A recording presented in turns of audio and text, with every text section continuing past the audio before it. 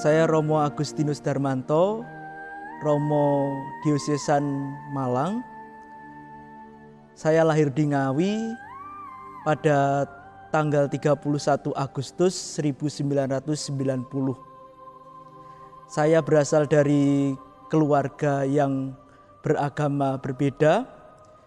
Bapak saya seorang non-Katolik dan ibu saya seorang Katolik.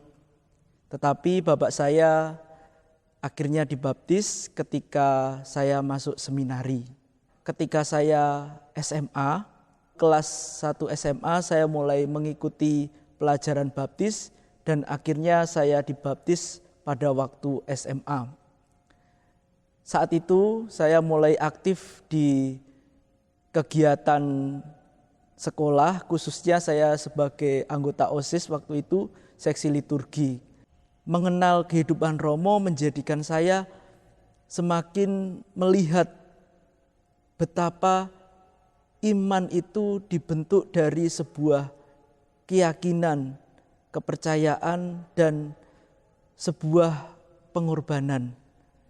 Ketika saya lulus SMA, waktu itu cita-cita saya ingin menjadi seorang guru, maka setelah lulus SMA saya mau meneruskan kuliah secara umum, tetapi penampakan Bunda Maria dan ketika saya keluar dari gereja, saat itu ada poster mikir masa depan, kenapa tidak jadi imam.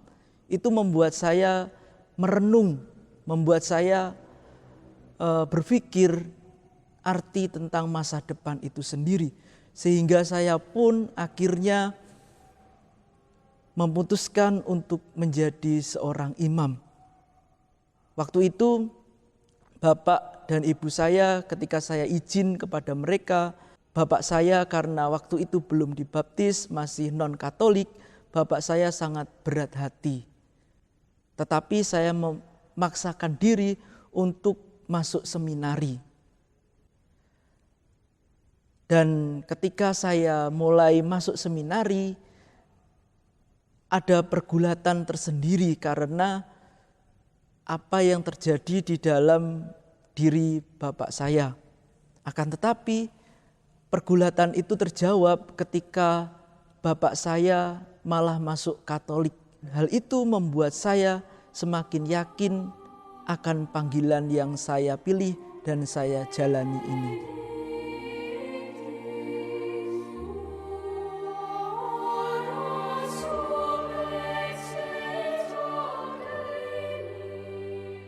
Ketika itu saya melihat beberapa calon imam, frater ketika liburan, mereka itu membawa majalah seminari.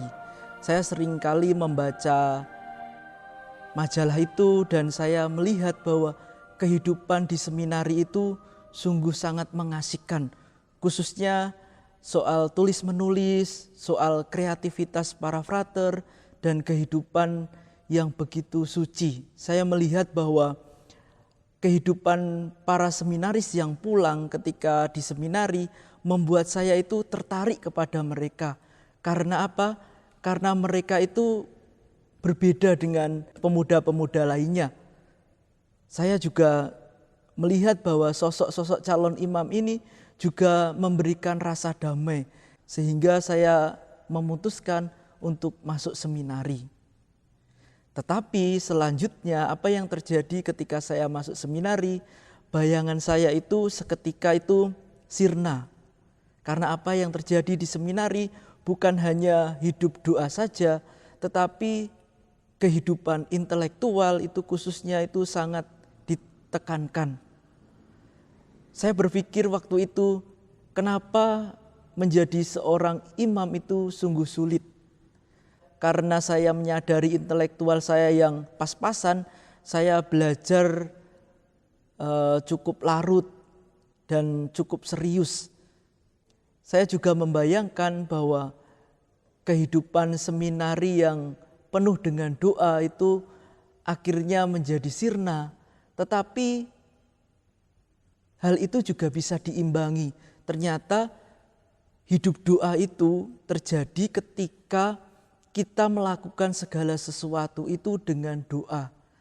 Saya pun akhirnya menyadari bahwa apa yang saya lihat pertama-tama dari melihat sosok-sosok para seminaris yang liburan, itu juga membuat saya ketika di seminari memberikan rasa semangat kepada saya bahwa apa yang saya pilih itu harus saya perjuangkan. Akhirnya kehidupan intelektual, juga kerja di seminari, juga hidup doa membuat saya menyadari bahwa apa yang saya lakukan, setiap kegiatan yang saya lakukan itu saya persembahkan untuk Tuhan.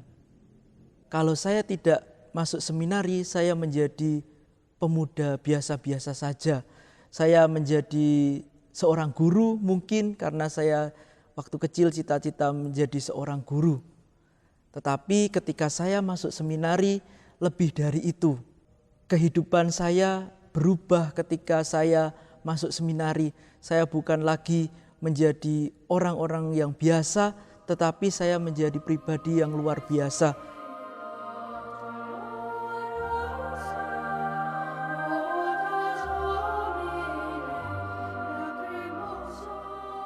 Ketika saya di seminari sebagai seorang calon imam, saya juga pernah mengalami rasa bosan dengan kehidupan yang begitu-begitu saja.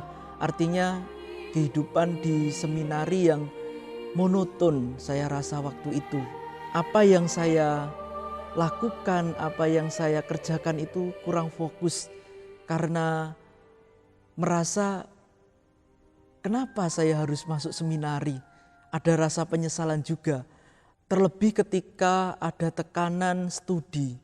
Ketika ada tekanan studi yang begitu sangat melelahkan, saat itu pula lah saya merasakan mempertanyakan bahkan kenapa seorang imam itu harus seperti ini, harus ditekan dalam hal studi khususnya. Ini membuat saya mengalami kebosanan dan akhirnya apa yang terjadi ketika saya bosan, saya memilih untuk melampiaskannya pada curhat-curhat dengan lawan jenis. Khususnya ketika saya mulai curhat-curhat dengan lawan jenis, kok mulai ada seorang itu mulai memahami saya ya. Itu membuat saya rasanya ya sudah, saya merasa nyaman lagi, merasa lebih enjoy dengan ketika saya bercerita dengan lawan jenis itu. Tetapi apa yang terjadi ketika saya bercerita dengan lawan jenis, yang terjadi adalah rasa suka, rasa cinta. Saya mulai jatuh cinta waktu itu, mulai merasakan bahwa saya merasa diperhatikan.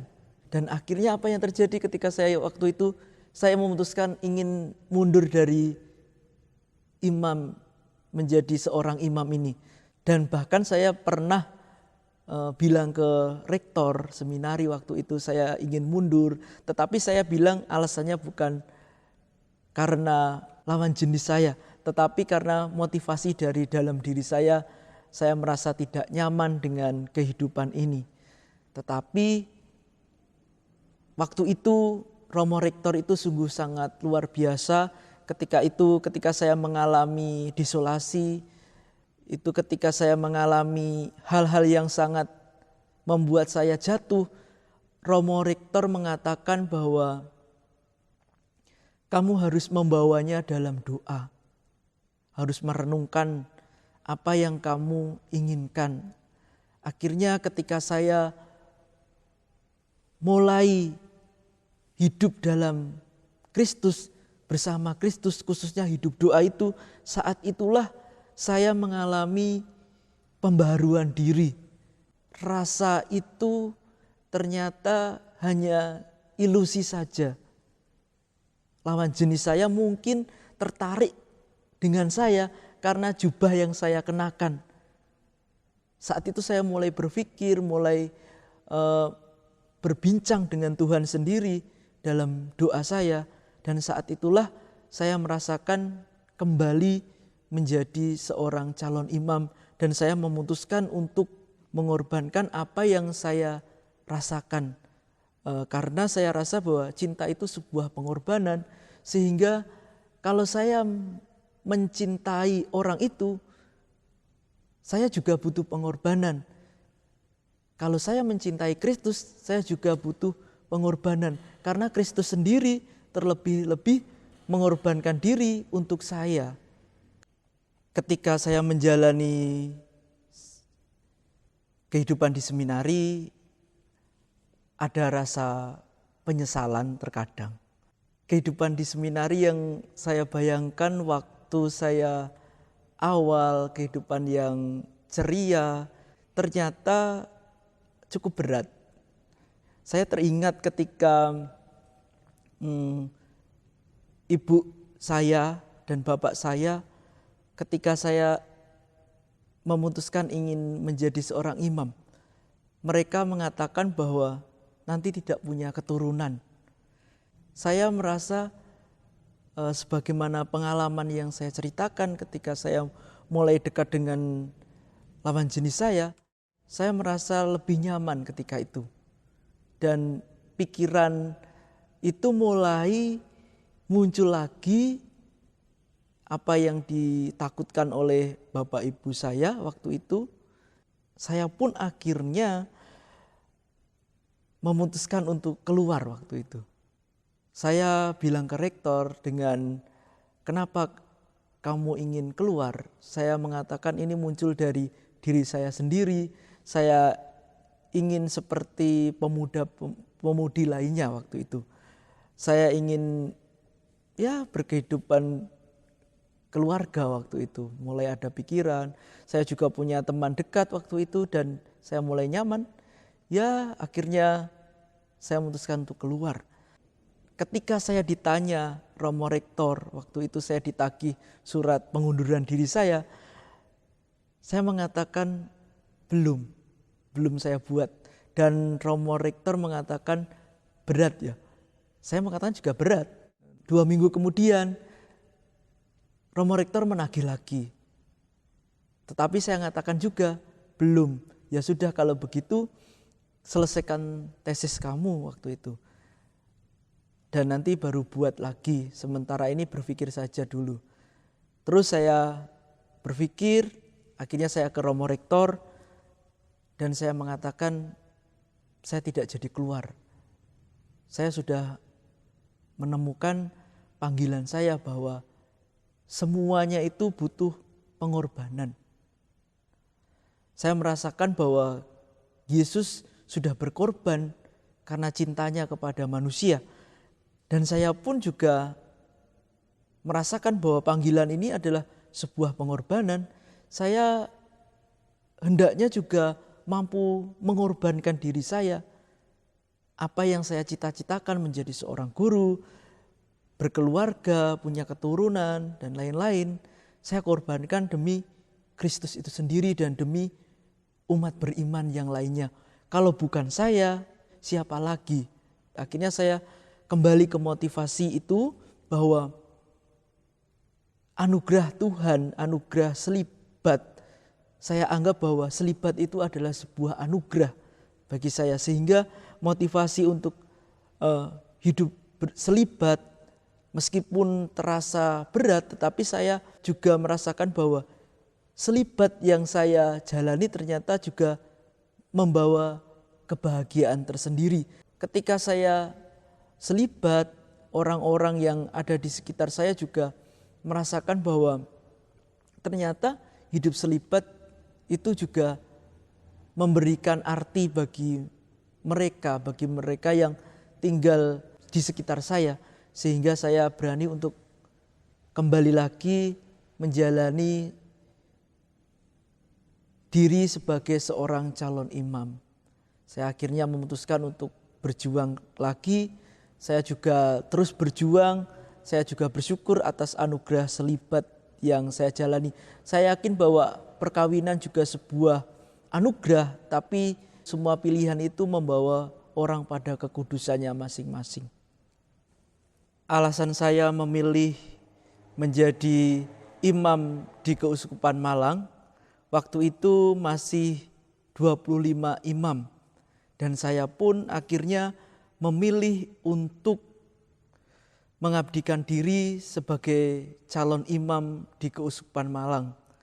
Dan seiring berjalannya waktu, saya pun menyadari bahwa Keuskupan Malang menjadi pilihan yang terbaik bagi saya, karena di Keuskupan Malang saya mampu berkembang khususnya dalam berbagai hal, terlebih dalam pelayanan sebagai seorang gembala.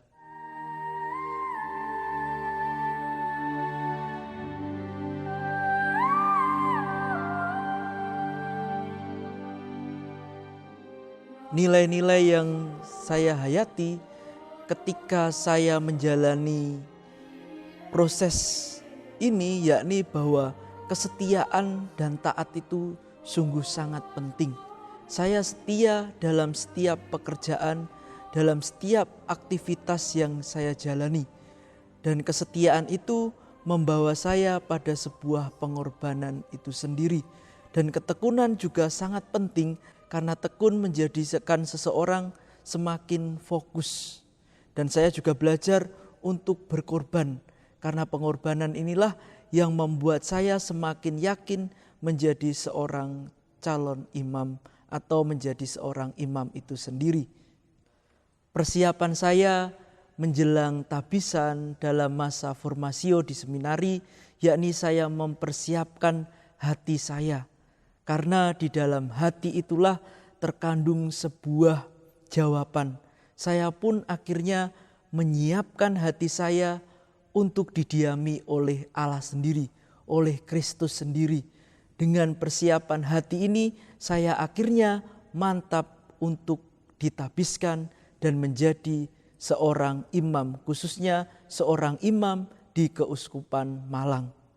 Para seminaris, calon imam, hendaklah kalian tetap setia, tetap menjawab panggilan yang Tuhan anugerahkan. Karena dengan setia dan menjawab panggilan yang Tuhan anugerahkan itu, maka keraguan yang ada, kelemahan yang ada akan dilengkapi oleh Tuhan sendiri.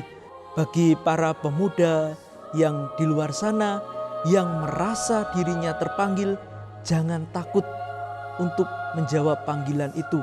Jangan ragu untuk menjawab panggilan itu. Moto panggilan saya, mari ikutlah aku dan kamu akan kujadikan penjala manusia. Dalam Matius 4 ayat 19. Mengapa moto ini saya pilih? Karena moto ini membuat saya meyakini bahwa panggilan yang saya terima merupakan panggilan dari Tuhan sendiri.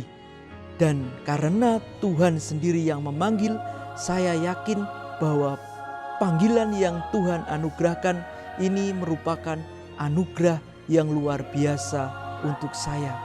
Berkat anugerah panggilan ini pula, saya pun diutus untuk mewartakan kasih Kristus itu sendiri, kasih yang berkorban. Sehingga dengan kasih yang berkorban, saya yakin bahwa setiap orang akan menerima keselamatan. Terima kasih.